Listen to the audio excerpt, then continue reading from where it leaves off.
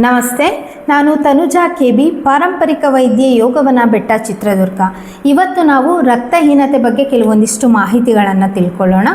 ರಕ್ತಹೀನತೆ ಅಂದರೆ ಏನು, ರಕ್ತಹೀನತೆ ಯಾಕೆ ಆಗುತ್ತೆ, ಯಾವ ಕಂಡೀಷನಲ್ಲಿ ನಾವು ಇದನ್ನು ಹೆಚ್ಚಾಗಿ ನೋಡ್ತೀವಿ ಅನ್ನೋದ್ರ ಬಗ್ಗೆ ಮಾಹಿತಿಗಳನ್ನು ತಿಳ್ಕೊಳ್ಳೋಣ. ರಕ್ತಹೀನತೆ ಅಂದರೆ ರಕ್ತದಲ್ಲಿರುವಂತಹ ಕೆಂಪು ರಕ್ತ ಕಣಗಳು ಕಡಿಮೆ ಆಗ್ತಾ ಹೋಗ್ತವೆ. ಅಂದರೆ ನಮ್ಮ ದೇಹದಲ್ಲಿ ಅವಶ್ಯಕತೆಗಿಂತ ಹಿಮೋಗ್ಲೋಬಿನ್ ಅಂಶ ಏನಾದರೂ ಕಡಿಮೆ ಆದರೆ ನಮಗೆ ರಕ್ತಹೀನತೆ ಸಮಸ್ಯೆನ ನಾವು ಕಾಣ್ತಾ ಹೋಗ್ತೀವಿ.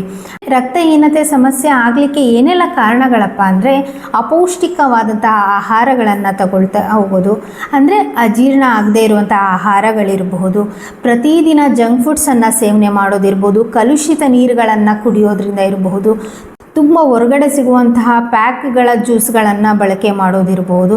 ಈ ರೀತಿಯ ಆಹಾರ ಪದ್ಧತಿ ನಿಮ್ಮದೇನಾದರೂ ಆಗಿದ್ದರೆ ಖಂಡಿತವಾಗಿಯೂ ರಕ್ತಹೀನತೆ ಬರುವಂತಹ ಸಾಧ್ಯತೆ ತುಂಬಾ ಹೆಚ್ಚಾಗಿರುತ್ತೆ. ಅದೇ ರೀತಿ ಕೆಲವೊಂದು ಕಂಡೀಷನ್ಸಲ್ಲಿ ನೋಡ್ತೀವಿ, ಅಂದರೆ ತುಂಬ ಲಾಂಗ್ ಲಾಸ್ಟಿಂಗ್ ಕಾಯಿಲೆಗಳು ಅಂತ ಹೇಳ್ತೀವಿ. ಈಗ ಕ್ರಿಯೇಟಿನಲ್ಲಿ ನಾವು ಹೆಚ್ಚಾಗಿ ರಕ್ತಹೀನತೆ ಸಮಸ್ಯೆಯನ್ನು ನೋಡ್ತೀವಿ. ಇನ್ನು ಲಿವರ್ ಸಮಸ್ಯೆ ಇರೋರಲ್ಲಿ ನಾವು ಹೆಚ್ಚಾಗಿ ನೋಡ್ತೀವಿ. ಸ್ಪ್ಲೀನ್ ಸಮಸ್ಯೆ, ಈ ರೀತಿಯ ಕಂಡೀಷನಲ್ಲೂ ಕೂಡ ನಾವು ರಕ್ತಹೀನತೆ ಸಮಸ್ಯೆಯನ್ನು ನೋಡ್ತಾ ಹೋಗ್ತೀವಿ. ಅದೇ ರೀತಿ ಈಗ ಬೋನ್ ಮ್ಯಾರೋ ಅಥವಾ ಬ್ಲಡ್ ಕ್ಯಾನ್ಸರ್ ಅಂತಹ ಕಂಡೀಷನ್ನಲ್ಲೂ ಕೂಡ ನಾವು ರಕ್ತಹೀನತೆಯನ್ನು ನೋಡ್ತೀವಿ. ಇನ್ನು ಕೆಲವೊಂದು ಕಂಡೀಷನ್ ಯಾವುದಪ್ಪ ಅಂದರೆ ಮೂಲವ್ಯಾಧಿಯಂತಹ ಸಮಸ್ಯೆಗಳಿರ್ಬೋದು. ತುಂಬ ಮೂಲವ್ಯಾಧಿ ಆಗಿಬಿಟ್ಟು ಅವರಿಗೆ ಬ್ಲೀಡಿಂಗ್ ಆಗ್ತಾ ಇದೆ ಅಂದರೆ ರಕ್ತಹೀನತೆ ಸಮಸ್ಯೆಯನ್ನು ನೋಡ್ತಾ ಹೋಗ್ತೀವಿ. ಅದೇ ರೀತಿ ಕೆಲವೊಂದು ಗರ್ಭಕೋಶದ ಸಮಸ್ಯೆಯಲ್ಲೂ ಕೂಡ ತುಂಬಾ ಬ್ಲೀಡಿಂಗ್ ಆಗುತ್ತೆ. ಸೊ ಅಂಥ ಕಂಡೀಷನಲ್ಲೂ ಕೂಡ ನಾವು ರಕ್ತಹೀನತೆಯ ಸಮಸ್ಯೆಯನ್ನು ನೋಡ್ತೀವಿ. ಸೊ ಹಾಗಿದ್ರೆ ರಕ್ತಹೀನತೆ ಆಗೋದ್ರಿಂದ ಏನೆಲ್ಲ ಲಕ್ಷಣಗಳು ಕಾಣಿಸ್ಕೊಳ್ಳುತ್ತೆ ಅಂತ ನೋಡೋದಾದರೆ, ತುಂಬ ಸುಸ್ತಾಗ್ತಾ ಇರುತ್ತೆ, ತುಂಬ ನಿಶ್ಶಕ್ತಿ ಆಗ್ತಾ ಇರುತ್ತೆ, ಅಂದರೆ ತುಂಬ ಅವರಿಗೆ ಯಾವುದೇ ರೀತಿಯ ಕೆಲಸಗಳನ್ನು ಮಾಡೋಕ್ಕಾಗ್ತಾ ಇರೋದಿಲ್ಲ. ಅದೇ ರೀತಿ ಮುಖ ಬಾವು ಬರುತ್ತೆ, ಮುಖ, ಕೈ, ಕಾಲು ಇವೆಲ್ಲ ಸ್ವೆಲ್ಲಿಂಗ್ ಆಗೋದಕ್ಕೆ ಶುರುವಾಗುತ್ತೆ. ಇನ್ನು ಬಾಯಿಗಳ ಫುಲ್ಲು ಹುಣ್ಣುಗಳಾಗಲಿಕ್ಕೆ ಸ್ಟಾರ್ಟ್ ಆಗುತ್ತೆ. ಈ ರೀತಿಯ ಕಂಡೀಷನ್ಗಳನ್ನು ನಾವು ರಕ್ತಹೀನತೆಯ ಸಮಸ್ಯೆಯಲ್ಲಿ ನೋಡ್ತಾ ಹೋಗ್ತೀವಿ. ಅದೇ ರೀತಿ ಕಣ್ಣು ಕೆಳಗಡೆ ಈ ಒಳಭಾಗ ಏನಿರುತ್ತೆ ಇದು ಕೂಡ ವೈಟ್ ಕಲರ್ ಆಗಿರುತ್ತೆ. ಉಗುರುಗಳು ಇವೂ ಕೂಡ ಫುಲ್ಲು ವೈಟ್ ಕಲರ್ ಆಗಿ ಅದು ಬಿಳಿಸ್ಕೊಳ್ತಾ ಬರುತ್ತೆ. ಈ ರೀತಿಯ ಲಕ್ಷಣಗಳನ್ನು ನಾವು ರಕ್ತಹೀನತೆಯ ಸಮಸ್ಯೆಯಲ್ಲಿ ನೋಡ್ತಾ ಹೋಗ್ತೀವಿ.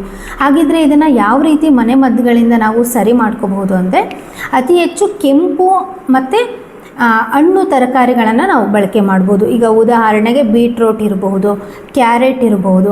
ಇನ್ನು ಹಣ್ಣುಗಳಲ್ಲಿ ಕಿತ್ತಳೆ ಹಣ್ಣು, ದಾಳಿಂಬೆ, ಈ ರೀತಿಯ ತರಕಾರಿಗಳು, ಹಣ್ಣು ತರಕಾರಿಗಳನ್ನು ಅತಿ ಹೆಚ್ಚು ಬಳಕೆ ಮಾಡಿ, ಮತ್ತು ಅದರ ಜೊತೆಗೆ ಸೊಪ್ಪು ತರಕಾರಿಗಳನ್ನು ಕೂಡ ಅಷ್ಟೇ ಇಂಪಾರ್ಟೆಂಟು. ಮತ್ತು ಪೌಷ್ಟಿಕಯುಕ್ತ ಆಹಾರಗಳನ್ನು ಬಳಕೆ ಮಾಡ್ತಾ ಬನ್ನಿ ಆಹಾರದಲ್ಲಿ. ಇನ್ನು ಅಂಜೂರ ಇರ್ಬೋದು, ಖರ್ಜೂರ ಇರ್ಬೋದು, ಈ ರೀತಿಯ ಡ್ರೈ ಫ್ರೂಟ್ಸ್ಗಳನ್ನು ನಿಮ್ಮ ಪ್ರತಿನಿತ್ಯ ಇದನ್ನು ಆ್ಯಡ್ ಮಾಡ್ಕೊಳ್ತಾ ಬನ್ನಿ.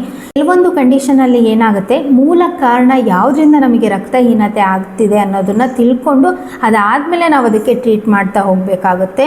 ಸೊ ಖಂಡಿತವಾಗಿಯೂ ಮನೆಮದ್ದುಗಳಿಂದನೂ ನಿಮಗೆ ಇದು ಸಮಸ್ಯೆ ಸರಿ ಹೋಗಿಲ್ಲ ಅಂದರೆ ನೆಗ್ಲೆಕ್ಟ್ ಮಾಡಬೇಡಿ.